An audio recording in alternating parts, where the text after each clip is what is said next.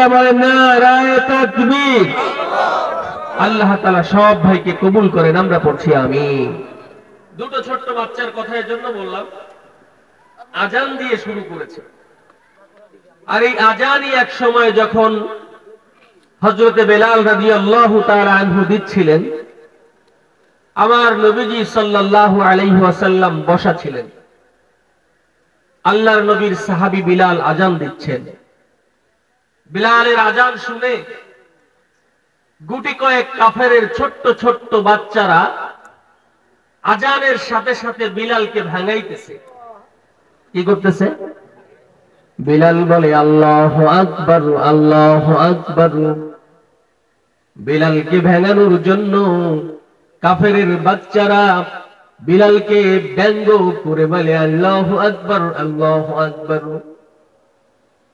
একটু ব্যঙ্গ কণ্ঠে আল্লাহর নবীর সাহাবী হযরতে বিলালের আজানের শব্দগুলিকে ব্যঙ্গ করে করে ভেঙাইতেছে। আর বিলাল আল্লাহ সবচাইতে বড়, আল্লাহ সবচাইতে বড় শব্দগুলি নির্ভীক কণ্ঠে উচ্চারণ করে যাইতেছে। বলেন আল্লাহু আকবার। আল্লাহর নবীর সাহাবী বিলাল আজান দেয় আল্লাহু আকবার, আল্লাহু আকবার। কাফেরের বাচ্চারাও ব্যঙ্গ করে করে বলে আল্লাহু আকবার, আল্লাহু আকবার। বিলাল বলে আশহাদু আল্লা ইলাহা ইল্লাল্লাহ। কাফেরের বাচ্চারাও ব্যঙ্গ করে করে বিলালকে খেপায় আশহাদু আল্লা ইলাহা ইল্লাল্লাহ। বিলাল বলে আশহাদু আন্না মুহাম্মাদুর রাসূলুল্লাহ। কাফেরের বাচ্চারাও বিলালকে ভেঙায়া ভেঙায়া বলে আশহাদু আন্না মুহাম্মাদুর রাসূলুল্লাহ। বিলাল বলে হাইয়া আলাস সালাহ, হাইয়া আলাল ফালাহ। কাফেরের বাচ্চারাও বিলালকে ভেঙায়া ব্যঙ্গ করে শব্দগুলি বলে, কিন্তু মসজিদে নববী নয়, হুজরায় বসে আমার রাসূল ওই কাফেরের বাচ্চাদের ব্যঙ্গ শব্দগুলি অবলোকন করে। জোরে বলেন সুবহানাল্লাহ। বিলালকে ভেঙানো দেখে আরশের মালিক মহান রবের বন্ধু রাহমাতাল লিল আলামিন সহ্য করতে পারছে না, আবেগ আপ্লুত হয়ে বাচ্চাগুলাকে ডাকছে, এ বাচ্চারা এদিকে আসো, এদিকে আসো। আখিরি জামানার নবী সরওয়ারে কায়নাত নবী মুহাম্মদুর রাসূলুল্লাহ সাল্লাল্লাহু আলাইহি ওয়াসাল্লাম, মুখতির সনদ, শ্রেষ্ঠ মানব, রাহমাতাল লিল আলামিন যখন কাফেরের বাচ্চাদের দিকে হাতের ইশারা করে নিজের কাছে ডেকেছেন, বন্ধুরে হাদিসের কিতাব প্রমাণ করেছে কাফেরের সব বাচ্চাগুলি পিছু ফিরে দৌড়ানো শুরু করেছে। বলেন সুবহানাল্লাহ। সব বাচ্চারা দৌড়ায় চলে যায়। আবু হুরায়রার আজানকে ব্যঙ্গ করার ভিতরে একটা বাচ্চা দৌড়ায় না, একটা বাচ্চা জায়গায় দাঁড়ায় আছে। কেমন যেন ও কিভাবে, কেমন যেন ও কি নিজে চিন্তা করে, কেমন যেন মনে হয় সরওয়ারে কায়নাত দেখেছি ওই বাচ্চার অন্তরের মধ্যে কোনো ভয় নাই, নির্ভীক ভাবে বাচ্চা দাঁড়িয়ে আছে। আমার নবীজিও নির্ভীক অবাক নেত্রে ওই কাফেরের বাচ্চার দিকে তাকায় আছে। জোরে জোরে বলেন সুবহানাল্লাহ। ও পর্দার অন্তরাল আমার মায়েরা, আজকে এই মাহফিলে বসে থাকা বাবাজিরা, যুবক বন্ধুরা, একটু মন দিয়ে শোনার জন্য আহ্বান করব।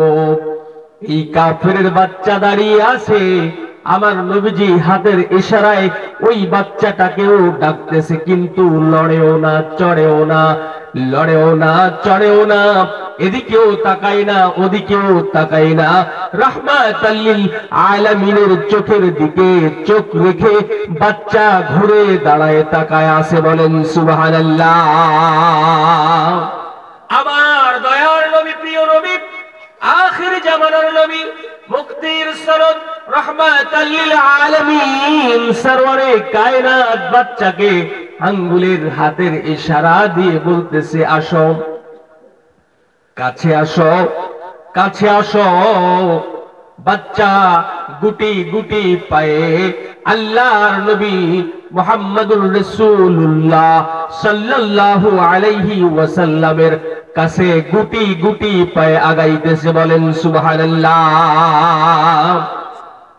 ছোট্ট দুটি বাচ্চা এই মঞ্চে দাঁড়িয়ে আল্লাহ সবচাইতে বড়, আল্লাহ সবচাইতে বড় এমন শব্দ দিয়ে নিজেদের বানানো, নিজেদের আঁকা, নিজেদের লেখা এমন একটি সঙ্গীত আজকে আপনাদেরকে শোনায়া আপনাদের মৃত চেতনাকে জিন্দা করতে চায়।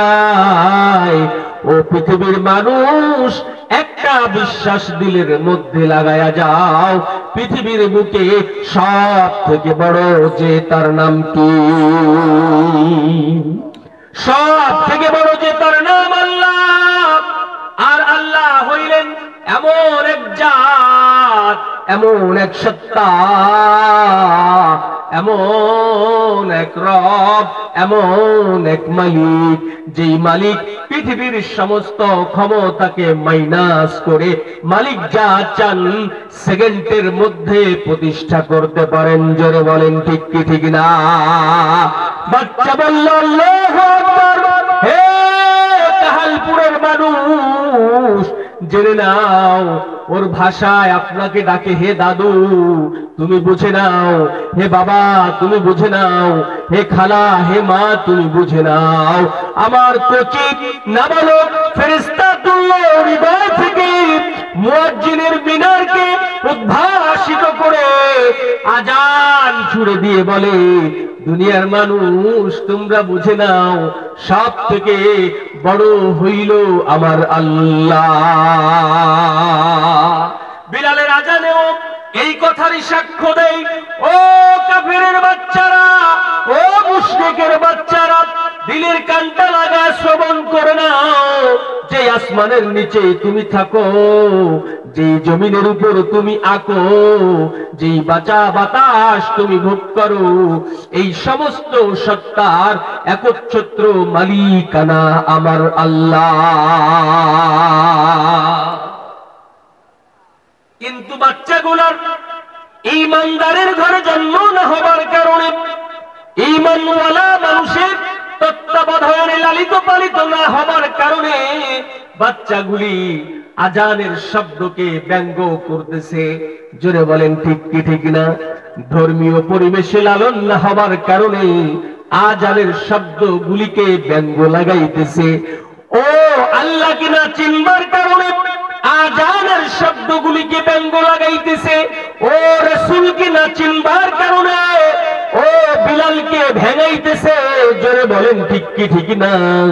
এখনো আমাদের সমাজে যারা আল্লাহর নাম শুনলে গায়ে গায়ে চুলকানি লাগে, নবীর আদর্শের কথা শুনলে গায়ে চুলকানি লাগে, আপনি গোড়ার দিকে হাতায়া দেখেন ওই বাচ্চার দ্বীনি পরিবেশে তাকওয়াওয়ালা মায়ের গর্ভে, তাকওয়াওয়ালা বাবার ঔরসে ওই বাচ্চার জন্ম হইতে বাধাগ্রস্ত হইছে। বলেন ঠিক কি ঠিক না? আজও আল্লাহর জমিনে কোরআন সুন্নাহকে নিয়ে যারা ব্যঙ্গ করেছে, আল্লাহ নবীকে নিয়ে যারা ব্যঙ্গ করেছে, ওই মানুষগুলা দুনিয়ার জমিনে শ্রেষ্ঠ মানুষ হিসাবে পরিচয় অর্জন করতে পারে নাই। জোরে বলেন ঠিক কি ঠিক না?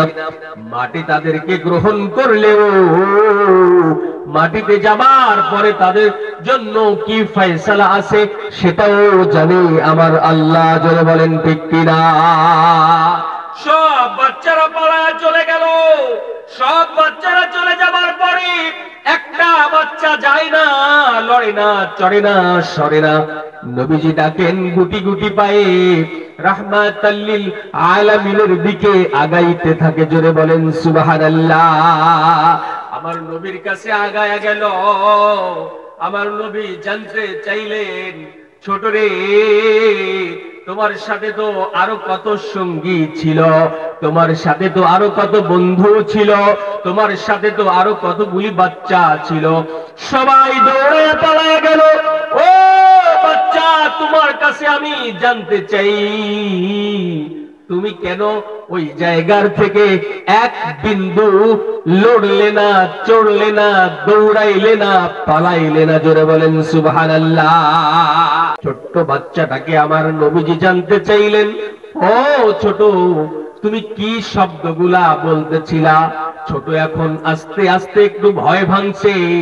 ছোট্ট কয়, আমি বলতেছিলাম, ওই যে আপনার কাছে আসে ওই যে বেটা, ওই বেটা বলতেছিল আল্লাহু আকবার, আল্লাহু আকবার, আর আমি তাকে ভেঙায়া ভেঙায়া বলতেছিলাম আল্লাহু আকবার, আল্লাহু আকবার। বলেন সুবহানাল্লাহ।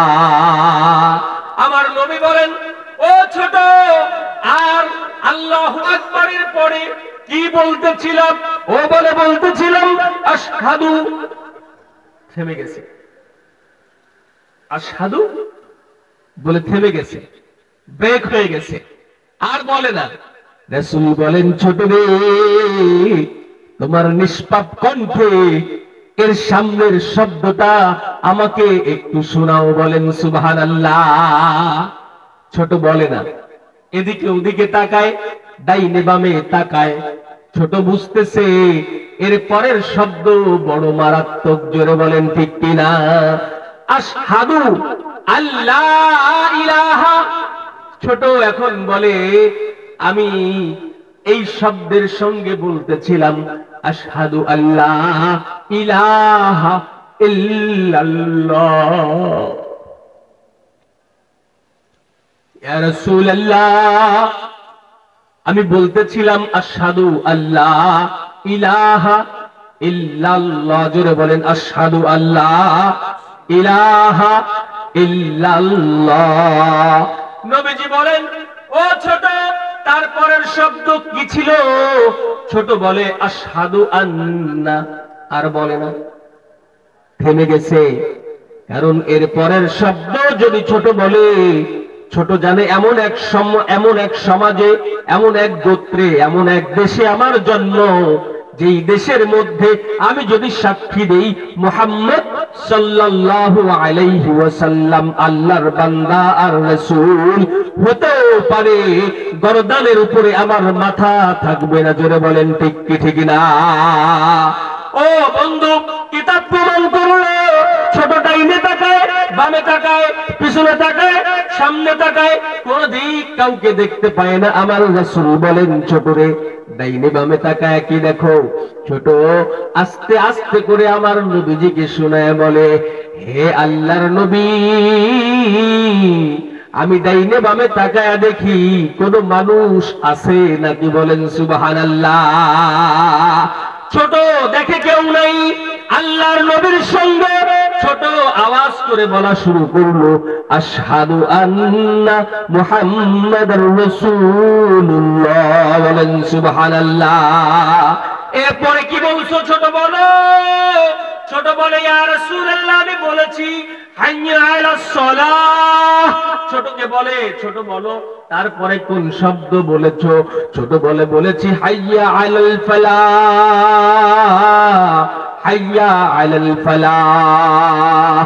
নবীজি বলেন, ছোট রে, তারপরে কি বললা? সবার শেষে ছোট বলে, বললাম আল্লাহু আকবার, আল্লাহু আকবার, লা ইলাহা ইল্লাল্লাহ। জোরে বলেন লা ইলাহা ইল্লাল্লাহ। জোরে লা ইলাহা। জোর নেই? মূলহাটের মানুষ জোর নেই? লা ইলাহা। আরো জোরে লা ইলাহা ইল্লাল্লাহ, লা ইলাহা। ছোট বলল ইয়া রাসূলুল্লাহ, সবার শেষে আমি বলেছি লা ইলাহা ইল্লাল্লাহ, লা ইলাহা ইল্লাল্লাহ। বন্ধুরে, এই ছোটর নাম শোনার ইচ্ছা জাগে কার কার মনে? হাত জাগান, আল্লাহু আকবার। নাম শুনতে চান? এই ছোটর নাম শুনতে মন চায়। নাম শোনার আগে ছোটকে আল্লাহ কি পুরস্কার দিলেন সেইটার উপরে অল্প একটু টাচ লাগায় দিতে চাই। ও বন্ধু, দিলের কানটা লাগায় শ্রবণ করে যাও। আসমান আর জমিনের নিচে এমন এমন জায়গা আছে, এমন এমন কবরস্থান আছে, যেই কবর স্থানে মানুষদেরকে শোয়া রাখলে আল্লাহ তাআলা কিয়ামত পর্যন্ত কবরের আযাব মাফ করে দেয়। বলেন সুবহানাল্লাহ। ইচ্ছা হয় না যেমন একটা কবরস্থান যদি আমার হতো, যে আমি ওই কবরস্থানে যায় শোবো আর আমার কবরের আযাব হবে কবরেরই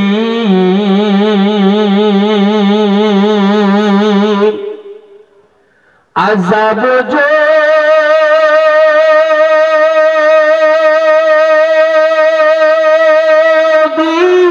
মানুষ দেখিত,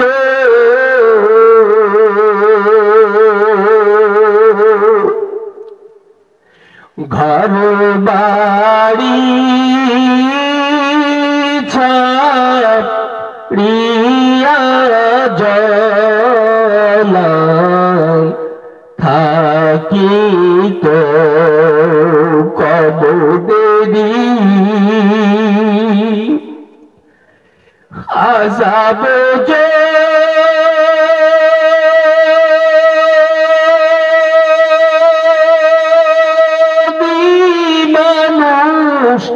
দেখিত,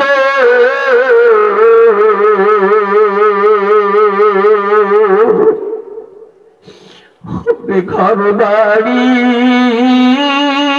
ছাড়িয়া জলায় থাকিত। জোরে বলেন ঠিক কি ঠিক না? ওরে এমন ঘুমাই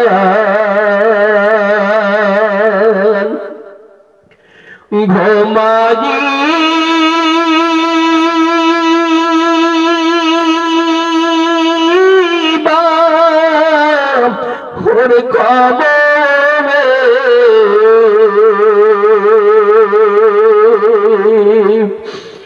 মরার পরে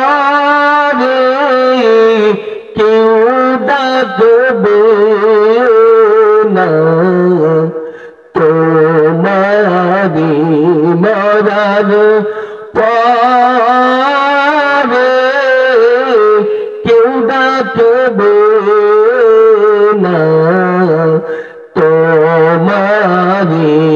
জোরে বলেন ঠিক কি ঠিক না? ওরে আমার মাবুদ রে,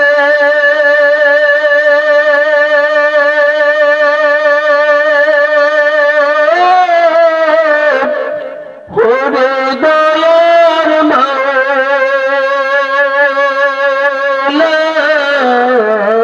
রে,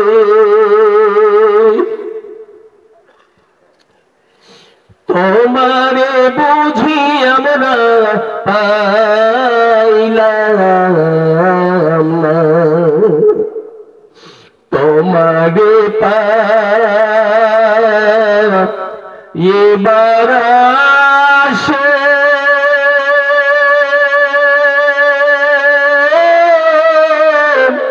ঘুরিয়া মোরা দেশ বিদেশে,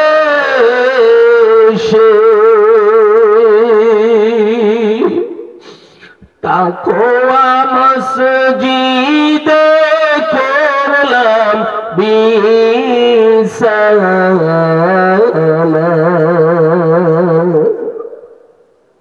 হে জীবনে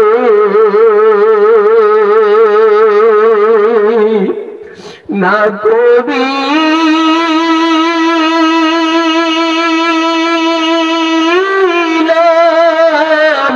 বন্দেগী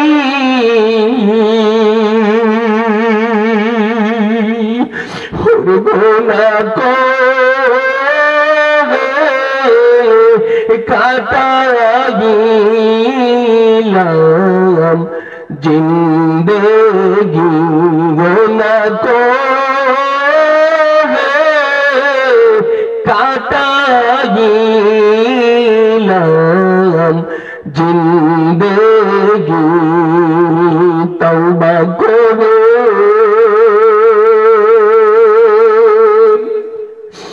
কত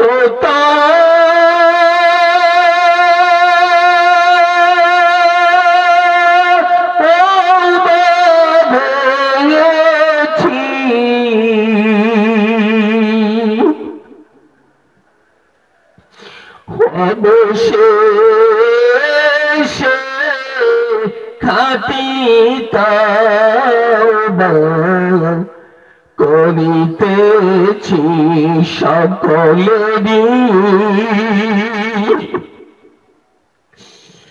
দোয়ার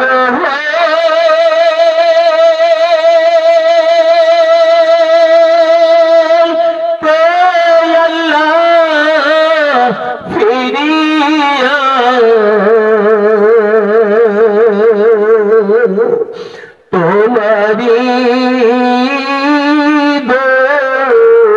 আরে রইলাম পড়িয়া তোমারি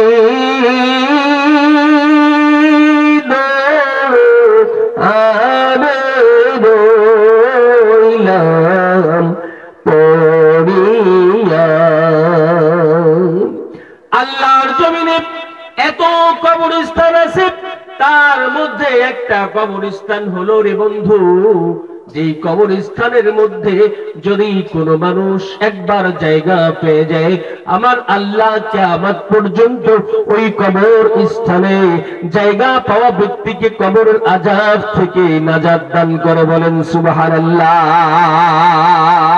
একটা যুবক যায় না রে, একটা যুবক কি যেন মজা পাইল, ওরে যে ডাকলো ওই মানুষটার ডাকের মধ্যে কেমন যেন একটা আকর্ষণ ছোট্ট বাচ্চার অন্তরের মধ্যে গেঁথে গেল। বলেন সুবহানাল্লাহ। সব বাচ্চা পালায়া যায়। আমার নবীজি জিজ্ঞাসা করে, যুবক, হে ছোট্ট বাচ্চা, তুমি এই শব্দগুলা বললা, তুমি বলো শব্দগুলা বলার পরে তোমার মনের মধ্যে কেমন লাগে? বলেন সুবহানাল্লাহ। হে ছোট, তোমার নামটা কি? তোমার নামটা বলো। ছোটকে আমার নবী জানতে চান। এমন করে তুমি বললা যে এই শব্দগুলা বললা, এই বলার পরে তোমার কোনো ভালো লাগা বা পরিবর্তন বা কোনো চেঞ্জিং আছে নাকি? ছোট্ট আল্লাহর নবী রাহমাতাল লিল আলামিন কে বলে, ইয়া রাসূলুল্লাহ, এতটুকু চেঞ্জ আমার মধ্যে হয়েছে, আকাশ জমিন সহ গোটা পৃথিবীর বেঈমানদের শক্তি একদিকে রেখে আমি আপনাকে সাক্ষী রেখে শোনায়া দিতে চাই, আশহাদু আল্লাহ ইলাহা ইল্লাল্লাহ মুহাম্মাদুর রাসূলুল্লাহ। চিল্লায়া বলেন সুবহানাল্লাহ। এখন নবীজিকে বলেন, ইয়া রাসূলুল্লাহ, আমি চাই, একা একা বলেছি, আমি চাই আপনার কণ্ঠে কণ্ঠ মিলায়া একবার বলবো। বলেন সুবহানাল্লাহ। কার কণ্ঠে? আমার নবীকে রাহমাতাল লিল আলামিন। আমার নবী যেমন মানুষের জন্য রহমত, আমার নবী জিনের জন্য রহমত, আমার নবী মাছের জন্য যেমন রহমত, আমার নবী গাছের জন্য তেমন রহমত। জোরে বলেন ঠিক কি ঠিক না? আমার নবীজি বলে, ও বাচ্চা, তুমি কি মজা লাগে শব্দগুলা আমার কণ্ঠে কণ্ঠ মিলায়া কেন বলতে চাও? বাচ্চা বলে, নবী গো, আপনাকে শোনায়া বলতে চাই, জন্মের পরে বাবা মার থেকে যত ভাষা, যত কথা, যত উচ্চারণ আমি করেছি, এত শান্তি আর এত ঠান্ডা কোনো কথায়, কোনো ভাষায় আমার কলিজার মধ্যে আসে নাই। বলেন সুবহানাল্লাহ। কারণ সম্পর্ক সরাসরি পাওয়ার হাউসের সাথে লাগছে। জোরে বলেন ঠিক কি ঠিক না? আমার নবীজিকে ছোট্ট বাচ্চা বলে, আপনি বলেন, আপনার সঙ্গে আমি একটু কণ্ঠে কণ্ঠ মিলায়া বলতে চাই। বন্ধুরে, কিতাবের মধ্যে আসছে আমার নবী আজানের শব্দগুলা বললেন, আর ছোট্ট বাচ্চা আমার নবীর সঙ্গে কণ্ঠে কণ্ঠ মিলায়া বললেন।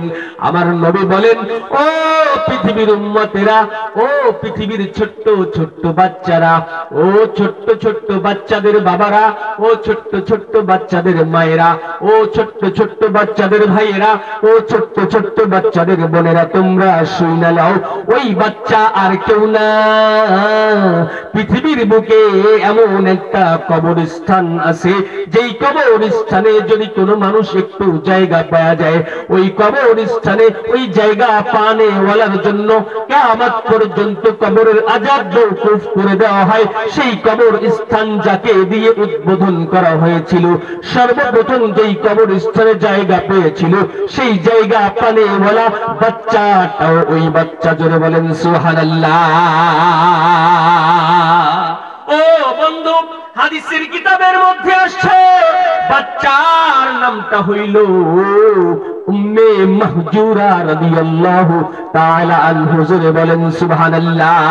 আবু মাহজুরা নবীজির কণ্ঠে কণ্ঠ মিলায়া শুধুমাত্র আজানের শব্দগুলো শুনলো, শুধুমাত্র আজানের শব্দগুলো একবার নবীজির কণ্ঠে কণ্ঠ মিলায়া বলল, আর নবীজির সাহাবী বেলালকে ব্যঙ্গ করতে যাইয়া আল্লাহ ছোট্ট বাচ্চাকে এমন করে কুলে তুলে নিলেন যে আল্লাহ ধুইয়া মুইসা ওই আবু মাহজুরাকে আল্লাহ তাআলা এমন করে কবুল করলেন যে ওই বাচ্চা দিয়া সেই কবরস্থানের সর্বপ্রথম কবর রচনা হলো আবু মাহজুরার। জোরে বলেন সুবহানাল্লাহ।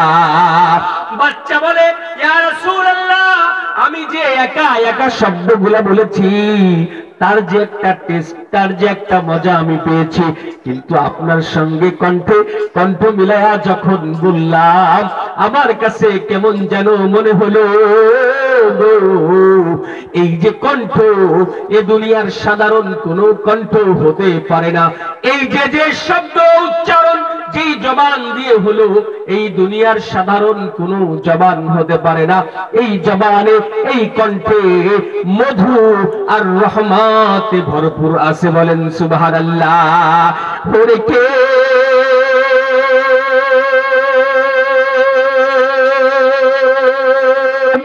এলো মদিনায় রে, ওরে রাসূল নামে। জোরে বলেন ঠিক কি ঠিক না? ওরে কে এলো মদিনায়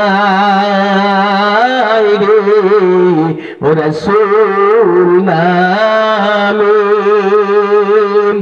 আমি দেখি নাই শুনি নাই যারে,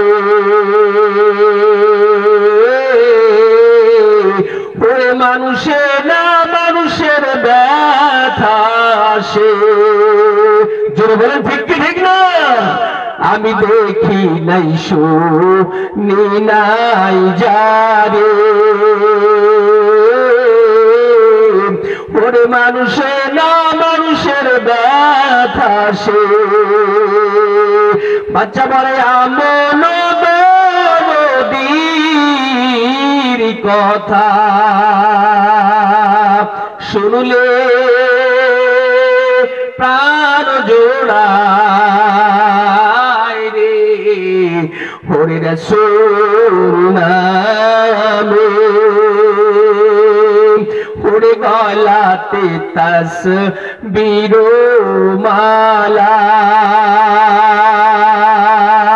কে চলে সে কামলেওয়ালা রে জোরে বলে ঠিক কি ঠিক না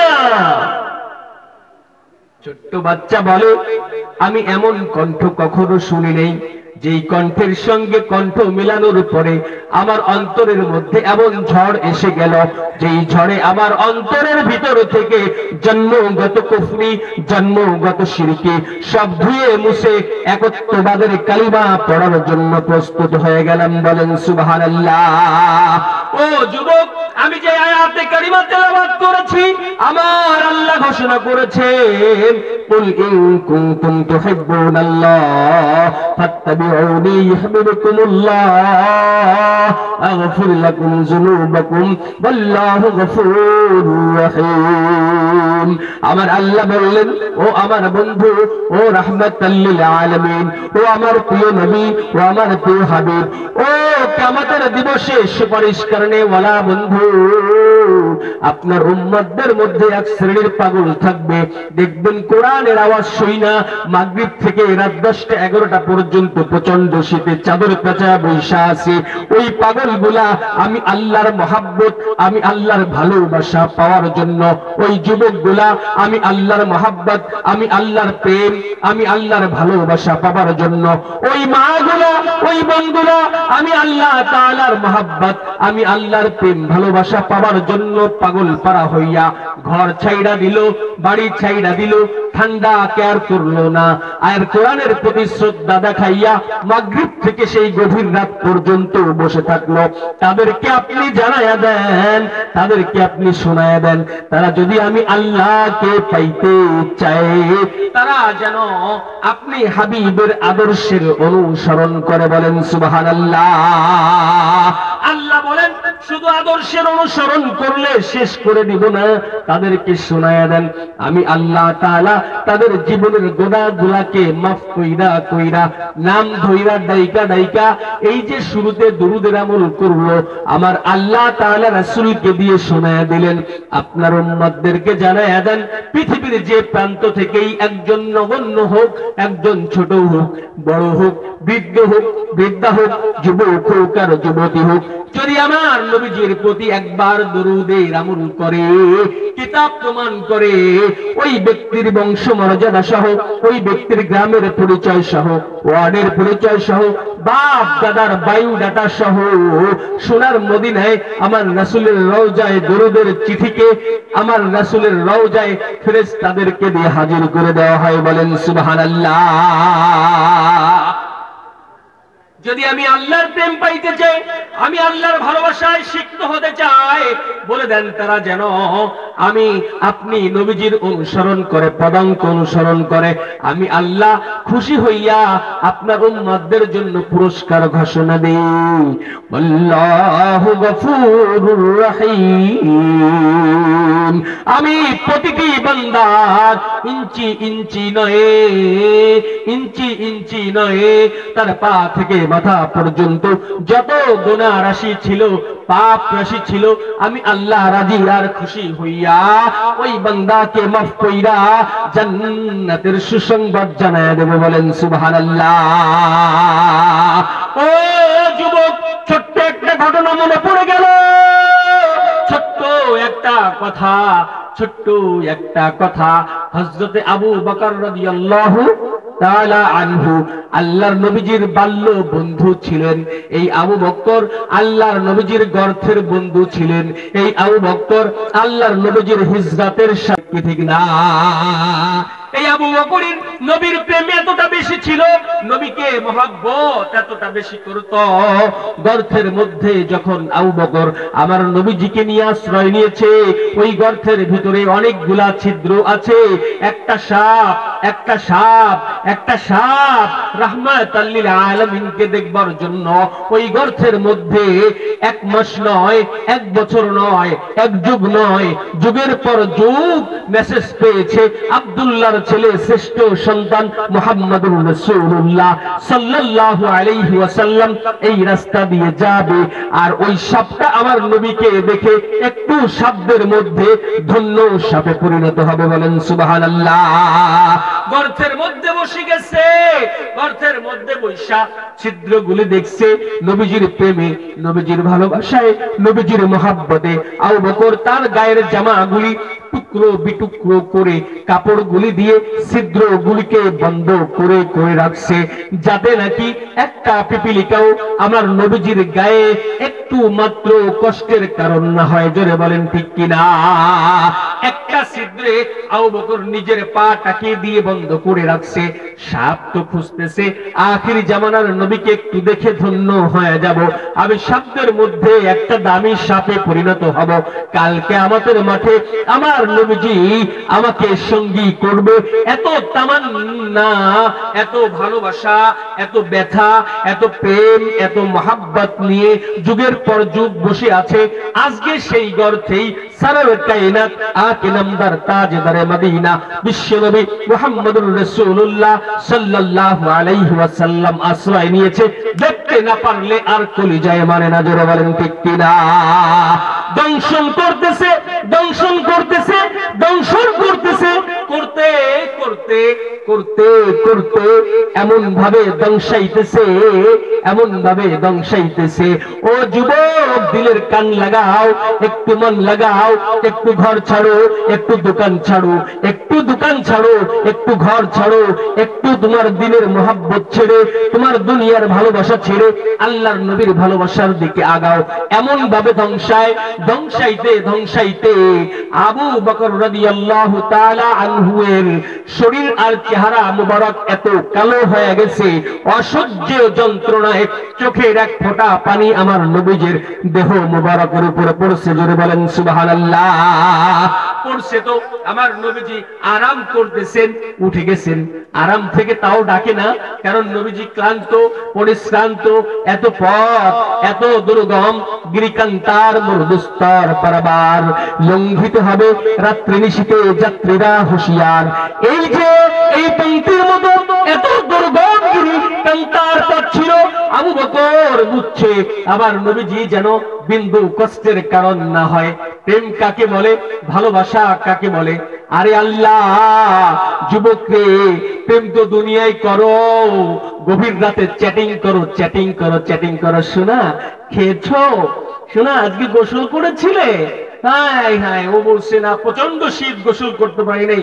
কি করছো? হায় হায়, তো শরীর খারাপ হবে। হ্যাঁ, প্রেম ভালোবাসা এত করছো, এত করছো, এত করছো, সবগুলি জাহান্নামে যাবার কারণ হইছে। বলেন ঠিক কি ঠিক না? আবু বকরের প্রেম, চেহারাটা কালো হয়ে গেছে। নবীজি চক্ষু মিলছে, তাকায় দেখে আবু বকরের চেহারাটা কালো হয়ে গেছে। জিজ্ঞাসা করে, বন্ধুরে আবু বকর, তোমার চেহারা মুবারক এত কালো দেখায় কেন? আবু বকর নির্দ্বিধায় বলে, ইয়া রাসূলুল্লাহ, ইয়া হাবিবাল্লাহ, জানি না, জানি না কি এমন বিষয়ে আমাকে দংশাইতেছে। অসহ্য হয়ে আপনার দেহ মুবারকে আমার চোখের এক ফোঁটা পানি লিখছে। ইয়া রাসূলুল্লাহ, আমাকে মাফ করবেন, ভালোবাসার বিন্দু ঘাটতি নেই। বন্ধুরে হাদিস প্রমাণ করল, ওই সাপটা বের হয়ে আসলো। আল্লাহ জবান খুলে দিলেন, নবীজির সঙ্গে কথোপকথন হলো। এই আমার বন্ধু আবু বকরকে কেন দংশাইলি? ও কয়, ইয়া রাসূলুল্লাহ, দংশাবো না কেন, দংশাবো না কেন? ওর যদি আপনার প্রতি এত প্রেম জন্মায়, ওর যদি এত ভালোবাসা জন্মায়, ওর হৃদয়ের মণিকুঠায় যদি আপনার আশ্রয় হয়, আমি আপনাকে শুনিয়ে দেই, যুগের পর যুগ আমি এইখানে অপেক্ষায় আছি। আব্দুল্লাহর ছেলে শ্রেষ্ঠ সন্তান, কিয়ামতের মাঠে একমাত্র ব্যক্তি যাকে সুপারিশের অনুমতি লাগানো হবে, ওই মানুষটার চেহারা দেখা সাপ জাতির মধ্যে আমি একটা শ্রেষ্ঠ সাপের ক্রেডিট অর্জন করব এই অপেক্ষায় আছি, কোথাও ফাঁকা নেই। একটা জায়গায় দেখি লাগায় রাখছে, ইচ্ছা মতো দিছি, দিতে দিতে সরাইতে পারি না, কোনোভাবেই পারি না। এত মহাব্বত মনে হইতেছে আমার চাইতেও বেশি আপনার আবু বকরের মহাব্বত আপনার প্রতি। বলেন সুবহানাল্লাহ।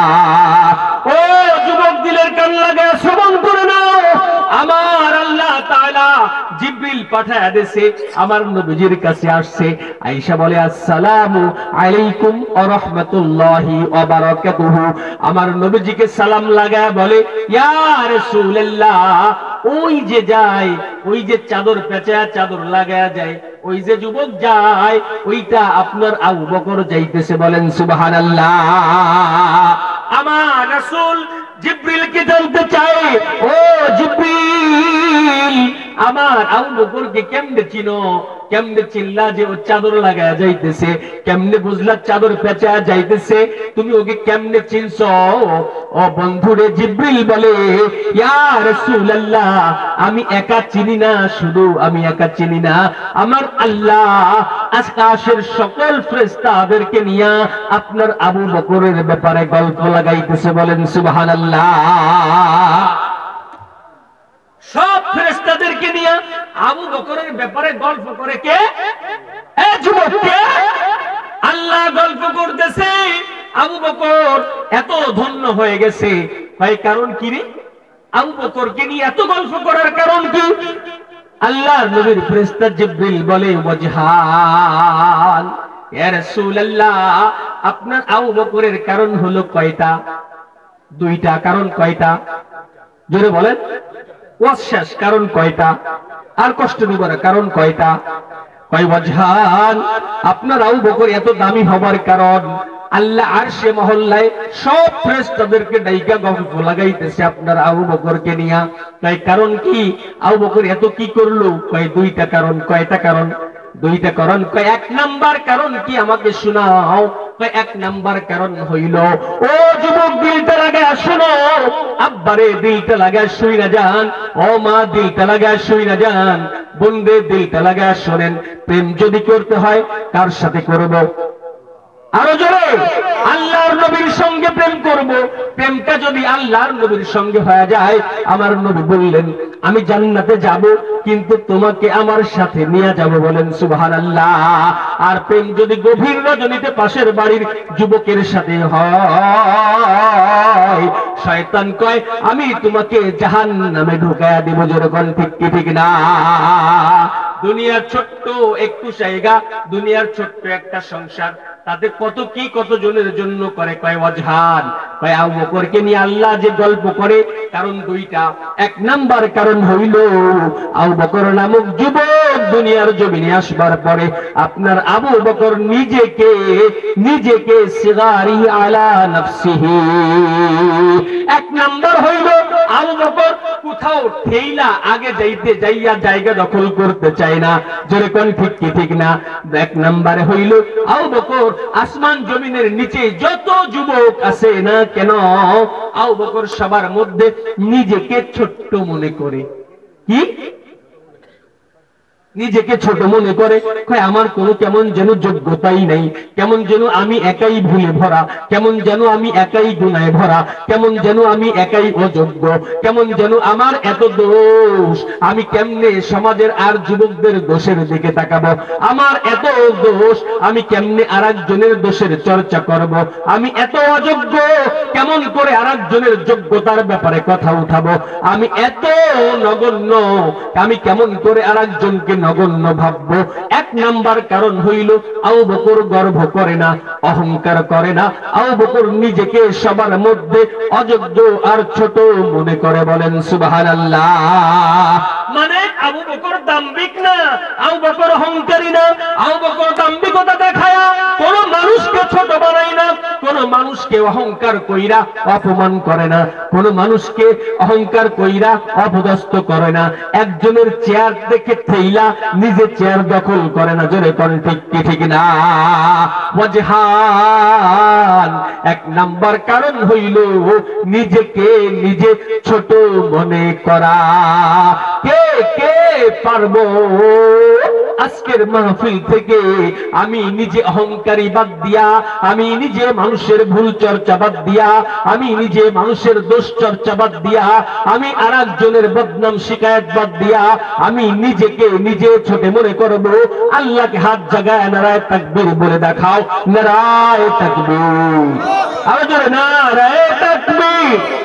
পারবো না ইনশাআল্লাহ? হাত দুটো একটু ধরেন না, একটু লাগা দেন, আপনার আরশের মালিক দেখুক যে এই মানুষগুলা আজকের থেকে আবু বকরের মতো একটা আমল করবে।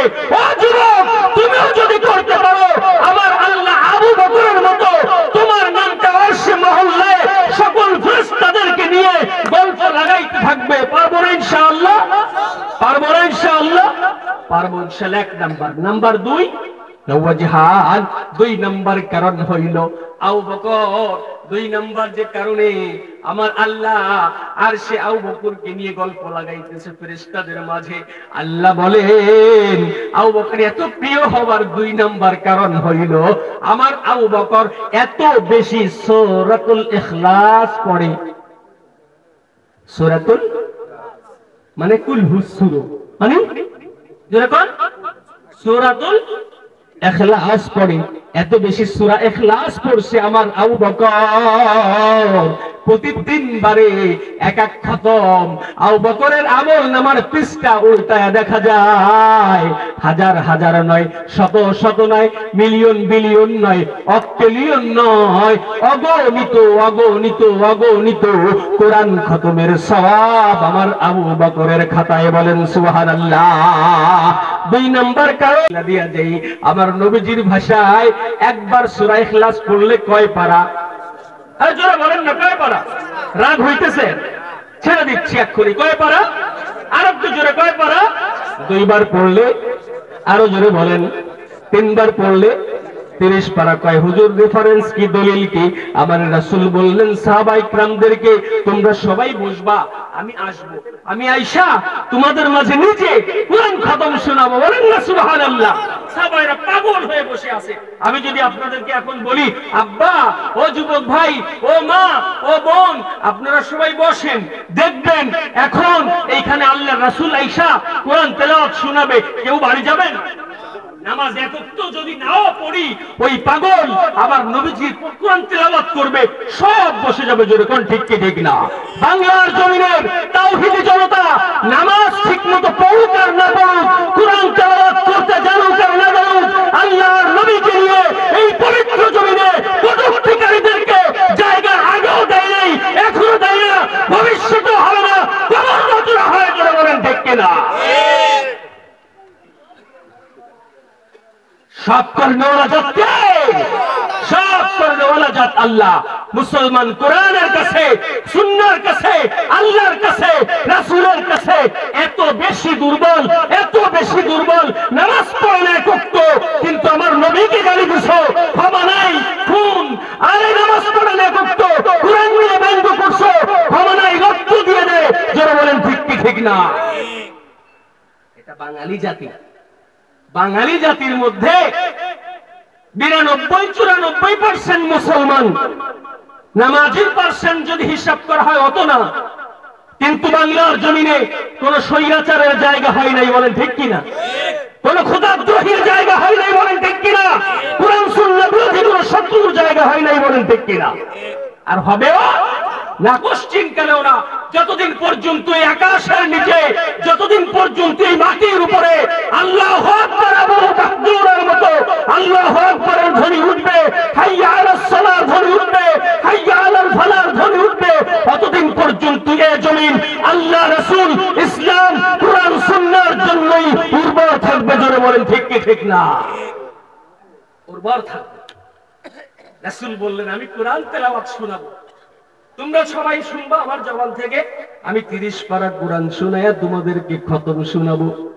আল্লাহর নবী সাহাবারা সব পাগলের মতো বসা, আমার নবীর মুখ দিয়ে কোরআন শুনবে। সবাই বসা। রাসূল আস্তে বিলি দিয়া দিয়া সবাইকে রাইখা হুজরার মধ্যে প্রবেশ করছেন। বলেন সুবহানাল্লাহ। এখন কিছু পাগল এমন থাকে না, অত কিছু বুঝি না, নবী না বললেন কোরআন তেলাওয়াত শোনাইবো, তো কই শুনাইলো না, তো চলে গেল। থাকে না এরকম কিছু পাগল, ওপেন বইলা ফেলায়, কিচ্ছু বোঝে না, প্রেম ভালোবাসা উতলায় ওঠে, ও সব উজাড় করে দিয়ে কেউ কেউ বলতেছে তোমরা এত সময় বসায় রাখলা, কইলা রাসূল না কোরআন তেলাওয়াত শুনাইবো, তো কই চইলা গেল? আমার নবীজি হুজরাত থেকে বের হয়ে আসলেন, আয়েশা সাহাবা ইকরাম সবাই বসা, সূরা ইখলাস পড়লেন, জোরে বলেন সুবহানাল্লাহ। সূরা ইখলাস একবার পড়লেন, দুইবার পড়লেন, তিনবার পড়লেন, চইলা গেলেন। আমি কই তোমরা না কইলা কোরআন শুনাইবো, এই দিন কুল সূরা তিনবার পড়া চইলা গেছে, এত সময় বসায় রাখছো খালি খালি হুদাহুদি। আছে না এক শ্রেণী আমাদের ওইদিকে একজন মানুষের নাম ছিল মুকসিদ, নাম কি আলোচনা কথা, নামাজ কালাম টালাম কিচ্ছু পড়তো না, এক সময় পরে এক সময় মোটামুটি দাওয়াত ও তাবলীগের সাথে যাইয়া ওলামা ইকরামের সাথে মিশা আল্লাহ কবুল করছে, নামাজ কালাম পড়ে। এখন আরেকজন ওর সাথে চলতো, সে মোটেও পড়ে না, কোনদিন জিকির আইনে বসাইতে পারে না, কিচ্ছু করতে পারে না। বোঝে আর শুনে একদিন কইছে বেটা চল আজকে জিকির হইব, জিকিরের পরে তবরক টবরক দিব, চল না দেখলি কেমন মজা লাগে। কিন্তু যার অভ্যাস নাই, এই যে আমার আব্বারা, আমার যুবক ভাইরা, হোক কম কোনো সমস্যা নাই, হোক একজন কোনো সমস্যা নাই, আল্লাহ কবুল করার জন্য কয়জন লাগে? কোটি কোটি মানুষ আছে, একজন আমল করলো না, লাভ আছে? লাভ নাই। কিন্তু একজন আছে, একজন যদি একটা আমল করে তাহলে ওইটা নাজাতের ওসিলা হয়। কথা বলে ঠিক কিনা? তোরছে এই চল আজকে একটু জিকিরে চল, তো যার অভ্যাস নেই সে কি যায় মন থেকে টেকে না, জিকির চলতেছে আলহামদুলিল্লাহ, একেবারে দিন উজাড় জিকির চলতেছে, ওর জুতোর টেনশন হয়েছে, জুতো থুয়ে আসলাম, সেদিনকে নতুন জুতো কিনছি, আছে না নাই, ওই জুতো কেনার পরে সারাদিন পাট কাটে দিনে।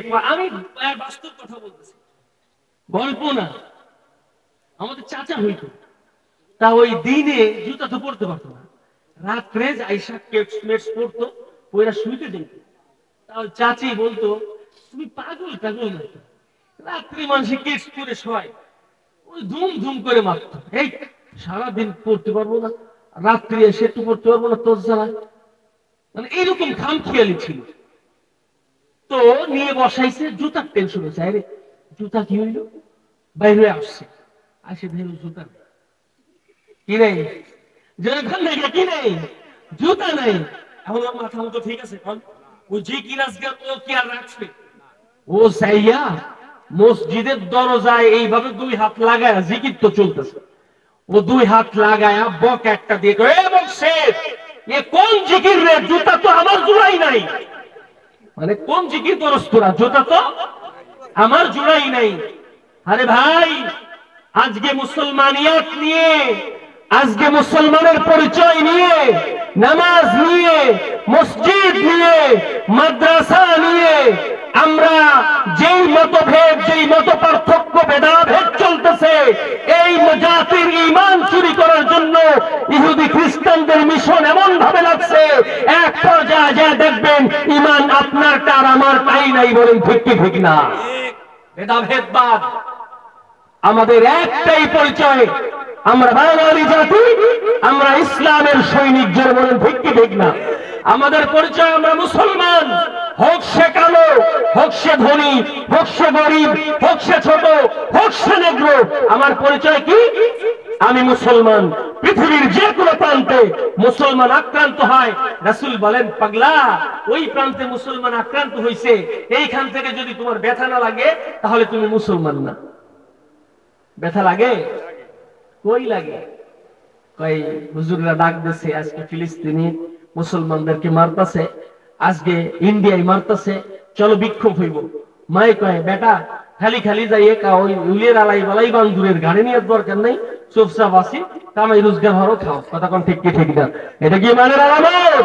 যারা বলে ইমানের আলামত, যদি কোনদিন এই জমিনে কোরআন সুন্নাহ প্রতিষ্ঠার ডাক আসে, যদি কোনদিন এই জমিনে আল্লাহর রাসূলের বিধান প্রতিষ্ঠার সুযোগ হয়, ডাক দিলে বুকে তাজা রক্ত দিয়ে রাজপথে নামতে কে কে রাজি আছো? নারে তাকবীর, আল্লাহু আকবার, নারে তাকবীর।